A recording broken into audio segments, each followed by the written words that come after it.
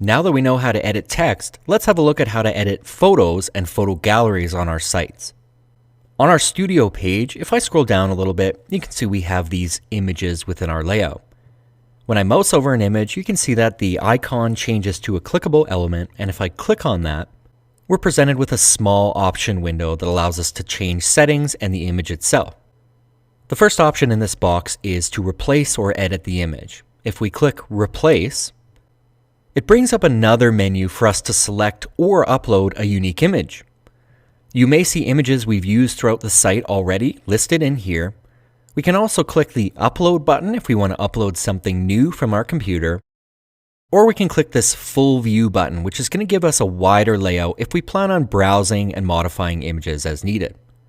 I'm going to select a different image for that space, maybe this building. So let's just click Select and then Done.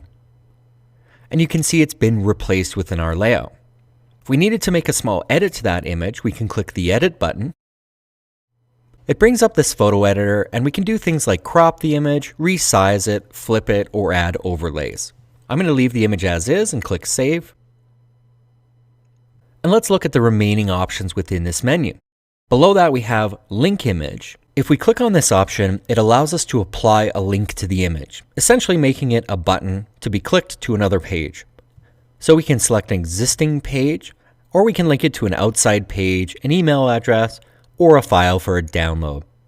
Let's close that. And below that, we have options to enter in something called alt text and a tooltip. If you need help understanding what those are, there's these little question mark icons, and if you hover over them, it's going to give you a little explanation of what they do. One other important note about uploading your own images is just be sure to upload an image that is reasonably sized.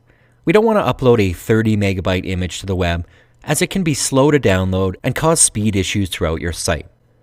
Let's close this box and let's edit the photos within a photo gallery. These are single images, but if I scroll down on this page, you'll see this area that shows some of the staff in our business. And if I click on that, this is a photo gallery, so you can see multiple images listed within.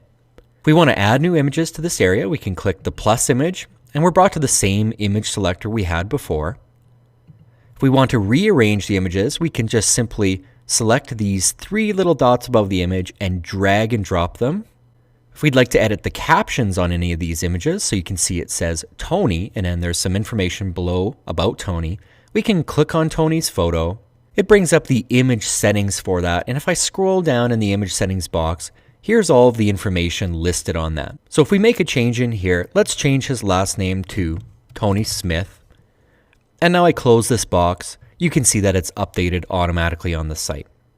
Another option that I have is to enable links on gallery images. So you can see the option here, and if I turn that on, what it's going to do is allow us to make these images clickable and go to other pages on the site. So if I bring up Tony's image again, now we have an option to edit the link, and again we can link to an existing page or an email address or a file for download. So editing a photo gallery is not that different from editing a single photo. However, you have a few more settings in terms of captions, the order of the images, and enabling links. And again, when I'm happy with my gallery changes, we just need to republish the site and it will be live on the web.